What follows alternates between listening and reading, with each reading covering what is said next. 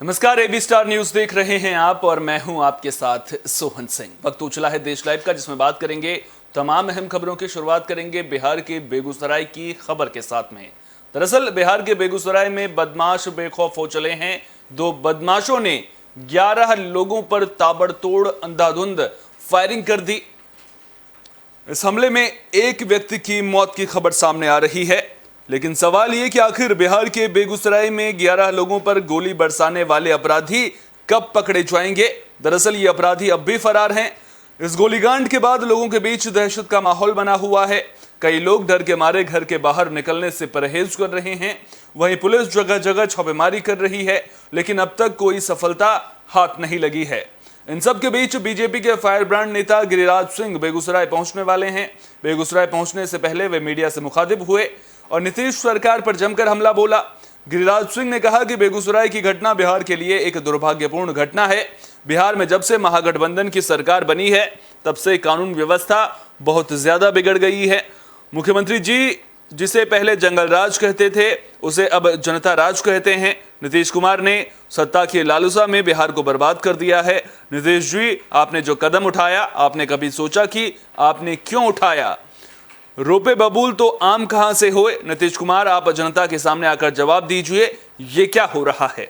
बिहार के पूर्व मुख्यमंत्री सुशील कुमार मोदी ने कहा कि बिहार के इतिहास में यह अपने प्रकार की पहली घटना है।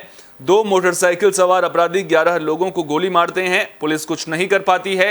एक व्यक्ति की मौत हो गई है, 10-11 लोग घायल बताए जा रहे हैं। बेगूसराय में बढ़ते अपराध की घटनाओं और सनकी बदमाशों के द्वारा 11 लोगों को गोली मारने की घटना के विरोध में बीजेपी ने बेगूसराय बंद का आह्वान किया है। बीजेपी जिले में चक्का जाम कर रही है। आपको बता दें कि बिहार के बेगूसराय में मंगलवार शाम को अलग अलग जगहों पर 2 अपराधियों ने 11 लोगों पर ताबड़तोड़ गोलियां बरसाई। इस वारदात में एक व्यक्ति की मौत हो गई, जबकि कई लोग घायल हो गए। घायलों को अस्पताल ले जाया गया है। पुलिस की जांच जारी है। पुलिस के मुताबिक इस फायरिंग की घटना के पीछे 2 बाइक सवार बदमाश हैं। घटना को लेकर बेगूसराय के एसपी योगेंद्र कुमार ने बताया कि बाइक सवार 2 बदमाशों ने राष्ट्रीय राजमार्ग पर घटना को अंजाम दिया। हमलावरों को पकड़ने के लिए पूरे जिले की नाकाबंदी की गई है। रिपोर्ट्स के मुताबिक राष्ट्रीय राजमार्ग 28 और 31 पर कई स्थानों पर 2 बाइक सवार बदमाशों ने इस वारदात को अंजाम दिया है।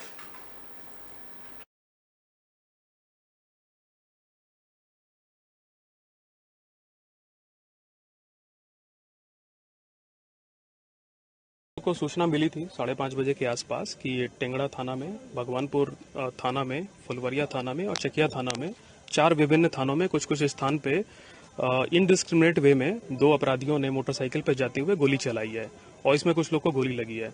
तो उसके बाद हमारी जितनी पुलिस की टीमें थी, पूरे जिले में उन्होंने नाकेबंदी कर दी है और ये नाकेबंदी अभी तक लगी है और इसको हम लोग लगातार कंटिन्यू रखेंगे। जिन लोगों को गोली लगी है उन सबका पता किया गया है। तो इसमें टोटल 9 लोग हैं जिनको गोली लगी है। सभी का इलाज कराया जा रहा है, सभी खतरे से बाहर हैं। एक व्यक्ति है जिसका नाम चंदन था, जो कि फुलवरिया थाना, बरौनी थाना का रहने वाला था, उसकी डेथ हुई है और उसकी बॉडी का पोस्टमार्टम इंक्वेस्ट कराया जा रहा है। सर, किस तरह का ये अपराधी पहचान हुआ है? कौन लोग थे? सीसीटीवी में फुटेज? देखिए, जो फुटेज हम लोग को अभी तक मिले हैं, हम लोग ने 3 टीमें बना के फुटेज का हम लोग एनालिसिस करवा रहे हैं। बुलेटिन में अब बात गुजरात की भी कर लेते हैं। दरअसल आम आदमी पार्टी गुजरात में एक्टिव नजर आ रही है। कल एक वीडियो अरविंद केजरीवाल का वायरल भी हुआ था, जिसमें वो ऑटो ड्राइवर के घर में खाना खाने के लिए पहुंचते हुए नजर आए थे और उन्होंने वहां पर खाना भी खाया था। लेकिन अब सियासत भी गुजरात में परवान चढ़ती हुई नजर आ रही है। केंद्रीय गृह मंत्री अमित शाह ने मंगलवार को अरविंद केजरीवाल के नेतृत्व वाली आप पर परोक्ष रूप से निशाना साधते हुए कहा कि जो लोग सपने बेचते हैं वे गुजरात में कभी नहीं जीतेंगे।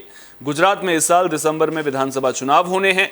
डिजिटल तरीके से कार्यक्रम को संबोधित करते हुए अमित शाह ने मुख्यमंत्री भूपेंद्र पटेल की अगुवाई की सराहना की। उन्होंने कहा कि सत्तारूढ़ बीजेपी 2/3 बहुमत के साथ गुजरात में एक बार फिर सरकार बनाएगी। शाह ने भूपेंद्र पटेल के मुख्यमंत्री पद पर 1 साल पूरे होने के उपलक्ष्य में गांधीनगर में आयोजित एक कार्यक्रम को संबोधित करते हुए कहा, सपने बेचने वालों को गुजरात में कभी चुनावी सफलता नहीं मिलेगी। मैं गुजरात के लोगों को जानता हूं। सपने बेचने वालों को गुजरात में कभी सफलता नहीं मिल सकती, क्योंकि जनता उन्हीं का समर्थन करती है जो काम करने में विश्वास रखते हैं।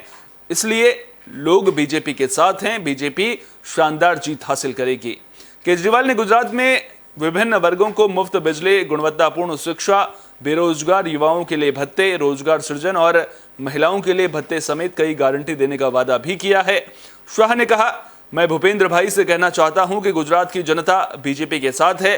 मैं बहुत स्पष्ट रूप से देख सकता हूं कि प्रधानमंत्री नरेंद्र मोदी और आपके नेतृत्व में बीजेपी आगामी चुनावों में एक बार फिर 2/3 बहुमत के साथ सरकार बनाएगी। बीजेपी ने 2022 के गुजरात चुनाव में नरेंद्र मोदी की अगुवाई में 127 सीट जीती थी।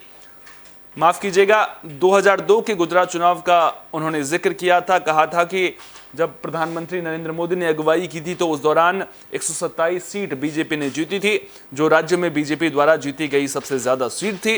साल 2017 के चुनावों में बीजेपी को 182 सदस्यीय विधानसभा में 99 सीटें मिली, जबकि कांग्रेस 77 सीट के साथ दूसरी नंबर पर रही थी।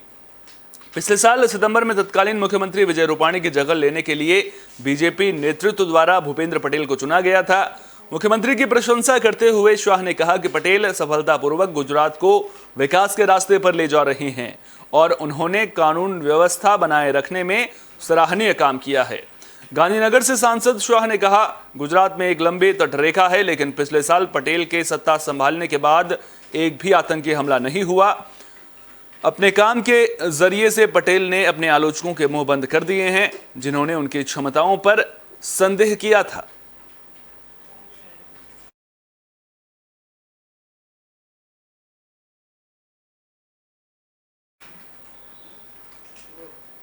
बुलेटिन में बात महाराष्ट्र की भी कर लेते हैं। दरअसल महाराष्ट्र में साधुओं पर हमले के मामले थमने का नाम नहीं ले रहे हैं।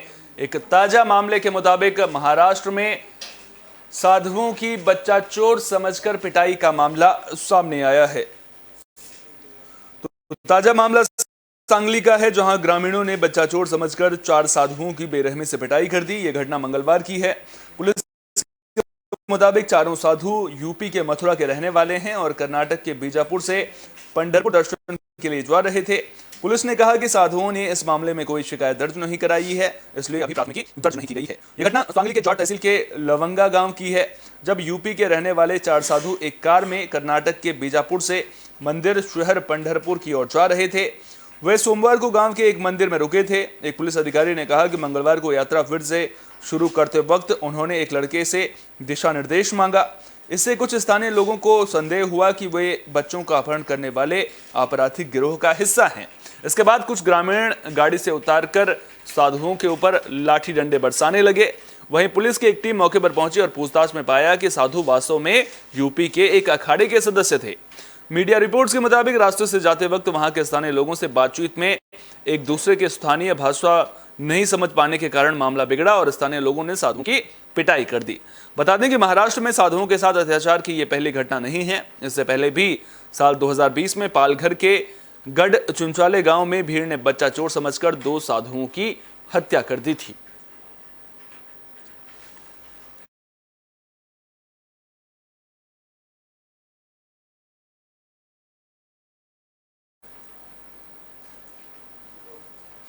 पड़ोसी पाकिस्तान है कि सुधरने का नाम नहीं ले रहा है। दरअसल नशे की खेप को पाकिस्तान से भारत भेजने का सिलसिला लगातार जारी है।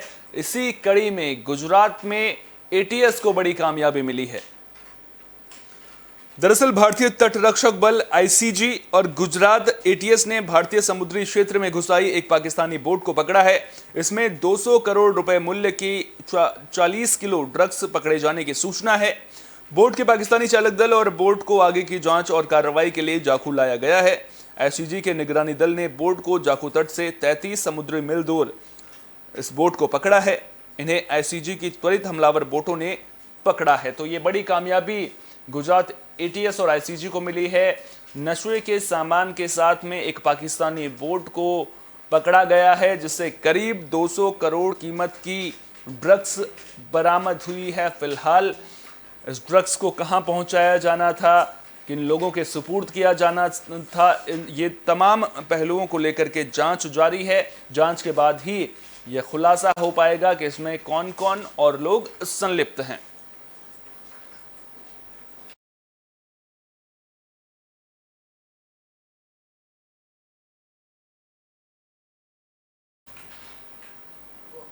बुलेटिन के आखिर में बात ग्रेटर नोएडा की भी कर लेते हैं। दरअसल ग्रेटर नोएडा में एक इलेक्ट्रॉनिक कंपनी में मच्छर मारने की दवा का छिड़काव किया गया था, लेकिन इसी दौरान 15 से ज्यादा महिलाएं बीमार हो गई। तो इलेक्ट्रॉनिक कंपनी में काम करने वाली 16 महिलाएं बीमार होने की खबर सामने आ रही है, जिन्हें अस्पताल में भर्ती कराया गया है। नोएडा सेंट्रल जोन के कोतवाली इकोटेक 3 क्षेत्र में स्थित एक इलेक्ट्रॉनिक कंपनी में मच्छर मारने की दवा का छिड़काव किया गया था, जिसकी वजह से कंपनी में काम करने वाली 16 महिलाएं बेहोश हो गई। उन्हें इलाज के लिए अस्पताल में भर्ती कराया गया है। मामले की जानकारी मिलने के बाद पुलिस की टीम मौके पर पहुंची और कार्रवाई में जुट गई। इस घटना के बाद अस्पताल के बाहर बेहोश महिलाओं के परिजनों की भीड़ लग गई। डीसीपी नोएडा सेंट्रल राजेश ने बताया कि इकोटेक थाना क्षेत्र में Elgin electronics private limited company plot number 27-28 में स्थित कंपनी में कर्मचारियों ने बताया कि आज मच्छरों को मारने वाली दवा का छिड़काव कंपनी में किया गया था। इसके प्रभाव में आकर कंपनी में काम करने वाली 16 के करीब महिलाएं बेहोश हो गई। उन्हें इलाज के लिए अस्पताल में भर्ती कराया गया, जहां उनका इलाज किया जा रहा है। किसी भी महिला की हालत गंभीर नहीं है। कानून व्यवस्था की स्थिति भी ठीक है, इसलिए कंपनी पर पुलिस की टीमें लगाई गई हैं। पुलिस की टीमें मामले की जांच कर रही हैं और मच्छर मारने की दवा को भी जब्त किया गया है। तो मंगलवार का ये पूरा मामला है, जब कंपनी में मच्छर मारने की दवा का छिड़काव किया गया था, लेकिन इसी दौरान महिलाओं के बेहोश होने की खबर भी सामने आ रही है, जिन्हें इलाज के लिए अस्पताल में भर्ती करा दिया गया है।